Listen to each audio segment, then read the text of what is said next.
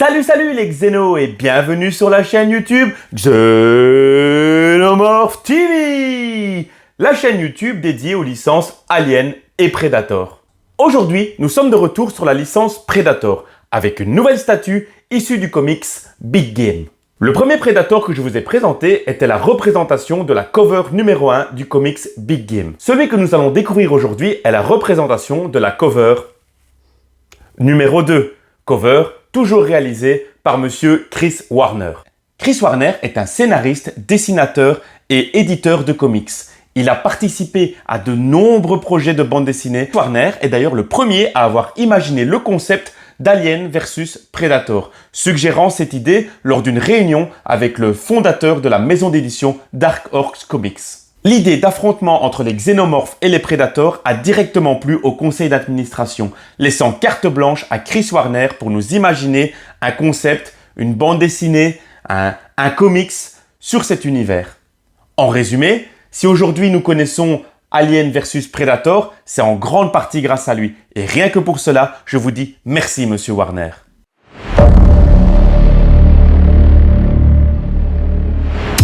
On va tous y rester.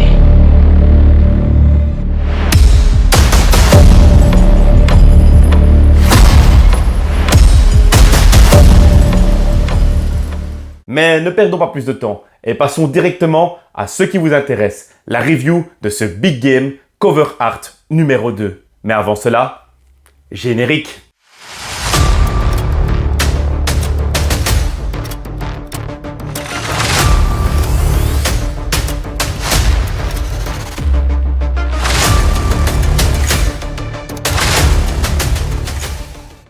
Et voici le magnifique Predator Big Game Cover Art numéro 2 par Prime One Studio. Avouez les amis, maintenant que vous l'avez en face de vous, il n'y a pas une réplique culte qui vous vient à la tête? T'as pas une gueule de porte-bonheur. T'as pas une gueule de porte-bonheur. Réplique culte du célèbre film de 1987 Predator 1. Cette impression de déjà-vu n'est pas du tout anodine. En effet, le Predator Big Game numéro 2 est directement inspiré de ce film. Malheureusement, beaucoup d'entre vous font l'erreur de croire que cette statue est la représentation au format 1/4 du Predator Jungle Hunter. Non, il s'en inspire, mais les détails ne sont pas 100% accurate. Cette maldonne est due au fait que Prime One s'est largement amusé à nous jeter plein de petits clins d'œil au film dans cette statue. Clins d'œil que nous allons découvrir plus tard lors de la découverte en détail de cette statue. La version que vous avez face à vous est la version DX. La version DX est limitée à 800 exemplaires au monde, contre la version régulière qui, quant à elle, est limitée à 250 exemplaires. Cette version, la DX, se compose de 3 porte-têtes et de 4 têtes alternatives. Une première tête avec le célèbre biomasque du film Predator 1. Masque inspiré directement du premier film. Ce casque est lumineux, alimenté par 3 piles AAA. L'interrupteur est dissimulé au niveau de sa tempe droite. Au niveau du casque, vous pouvez apercevoir qu'il a un aspect Battle Damage assez intéressant. La peinture, le brush utilisé est du plus bel effet, laissant ce côté brillant à ce masque. Cette version contient une seconde tête casquée, mais cette fois-ci avec le biomasque Gort. Ce masque est basé sur un casque fabriqué par Stan Winston pour le film Predator de 1987, mais qui n'a finalement pas été utilisé. Ce dernier est finalement apparu dans le film Predator 2, dans la scène finale, dans le vaisseau, lorsque Harrigan tue son ennemi, le City Hunter, et que plusieurs autres Predators se dressent face à lui. L'un d'eux porte ce casque et sera rebaptisé sous le nom de Guardian Predator. Le masque Gort a également inspiré le masque du Predator celtique, que l'on peut voir dans le film Alien vs Predator. Toujours dans la version DX, nous avons une troisième tête. Cette fois-ci, la tête est démasquée, mais les mandibules, la bouche est fermée. Le travail de peinture sur le visage de ce Predator est très bien réalisé. Prime One a réussi à capter l'intensité du regard de ce Big Game, lui donnant son air menaçant. Je trouve l'idée de proposer une version avec les mandibules fermées très intéressante. D'ailleurs, avec cette tête que moi, j'ai décidé de l'exposer. Et voici la 4e et dernière tête de ce pack DX. Toujours une tête démasquée, mais cette fois-ci la bouche grande ouverte. Cette tête est également disponible dans la version régulière. Encore une fois, le travail effectué sur cette tête est absolument bluffant. Cette bouche ouverte lui donne vraiment un air bestial et terrifiant. Ici, le Predator s'énerve. Il est prêt à en découdre face à ses ennemis. Prime One a poussé les détails jusqu'à la représentation de plusieurs petits vaisseaux sanguins de veines au niveau de sa bouche. Comme vous avez pu le constater, la version DX nous régale. En effet, la possibilité de pouvoir exposer sa statue avec 4 têtes différentes est vraiment géniale. Mais ce n'est pas tout. La version DX nous propose également 3 mains gauches interchangeables. La première main gauche avec la moelle épinière comme ici. Cette main avec la moelle épinière est selon moi incroyable. On a vraiment un côté reluisant et humide. On a l'impression qu'il y a encore des petites parties de chair, de peau accrochées à cette colonne vertébrale.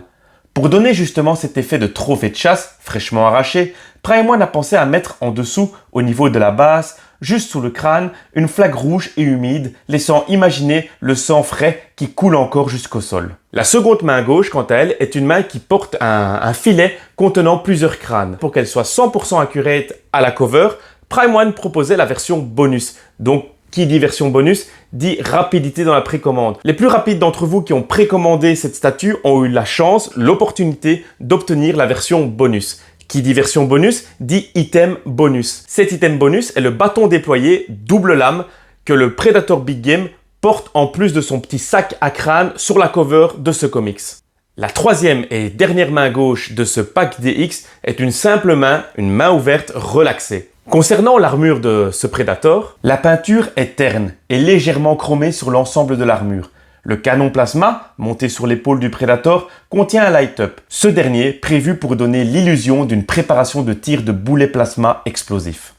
Le reste de l'armure est vraiment dans l'esprit du Jungle Hunter, à savoir que ce dernier fait partie du clan des chasseurs de la jungle. Ce clan a la particularité d'être assez légèrement équipé selon les normes Yuja, ne transportant que quelques armes et équipements de base lors de sa chasse. Cela vient pour eux d'une croyance traditionnelle s'appuyant davantage sur les compétences que sur la puissance de feu.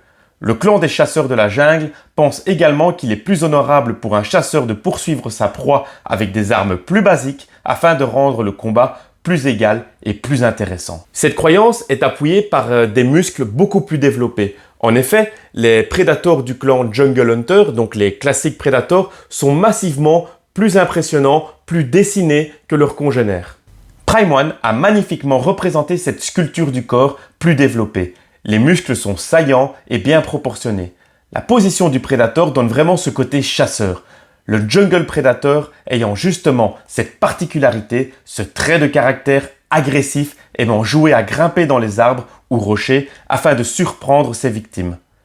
Précisons que les prédateurs de ce clan ne tuent que les proies qu'ils jugent dignes, contrairement à d'autres clans qui eux ne suivent pas ou même ne croient pas à ce fameux code d'honneur des prédateurs. Cette particularité est représentée dans le film de 1987 lorsqu'il épargne la jeune femme Anna qui n'est pas armée, ne représentant donc pour lui aucun intérêt, aucune gloire. Au niveau de la peau de ce Predator, contrairement au premier Big Game qui avait cet aspect un peu sec, cet aspect coup de crayon, dessin, laissant imaginer que ce Big Game était tout droit sorti d'une planche de comics, ici il n'en est rien.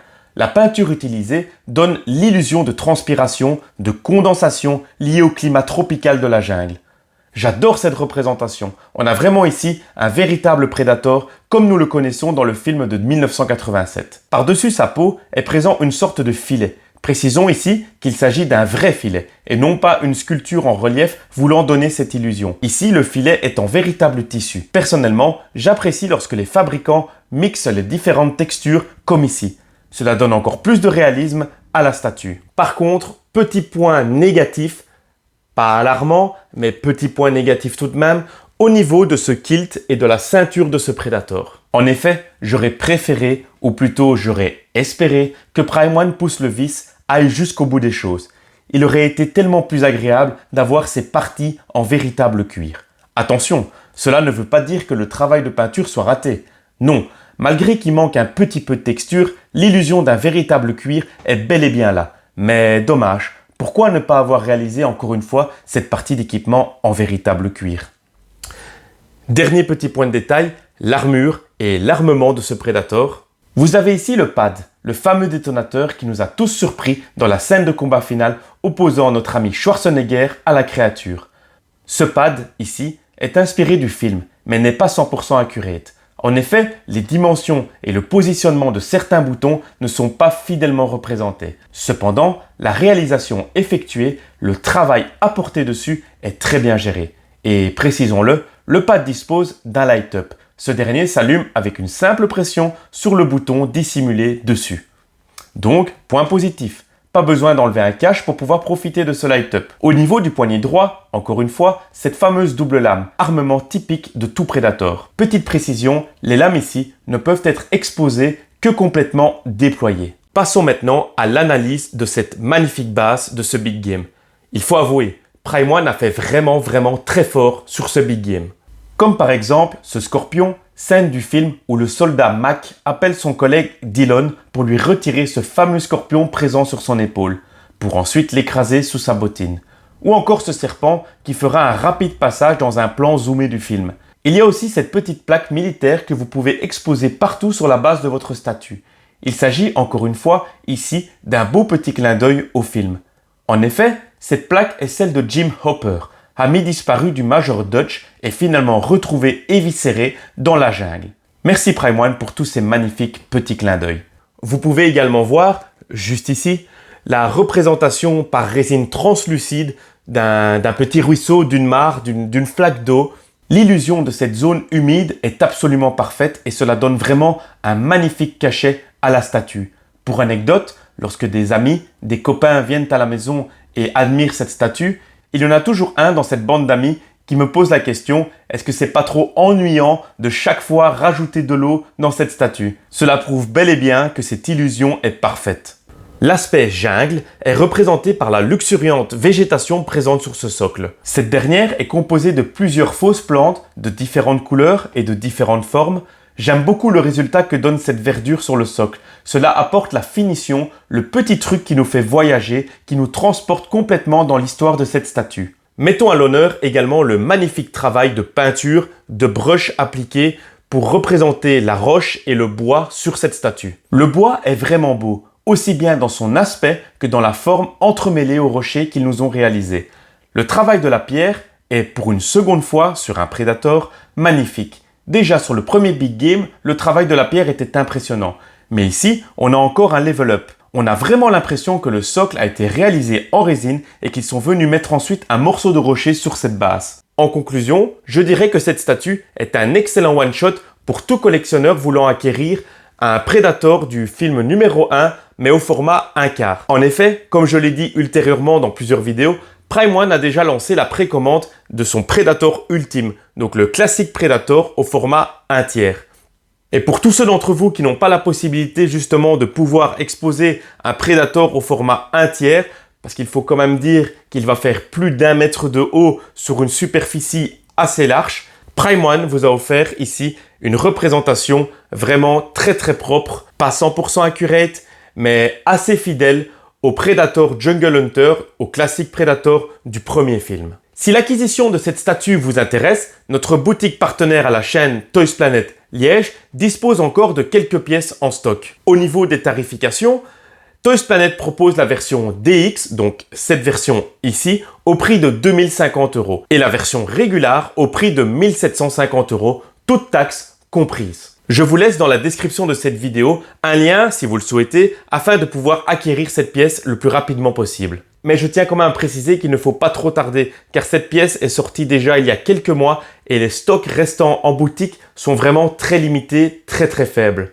Avant de clôturer cette vidéo, je voulais encore une fois vous remercier. Vous êtes de plus en plus nombreux à suivre cette chaîne et cela me fait vraiment plaisir. Si vous avez aimé cette présentation, vous pouvez liker cette vidéo, partager cette vidéo et si ce n'est pas encore fait, vous abonner à la chaîne en n'oubliant pas d'activer la petite cloche des notifications pour être averti de toutes nouvelles vidéos en avant-première. Merci d'avoir regardé cette vidéo, je vous dis à la semaine prochaine et je vous laisse avec le visuel complet de cette statue.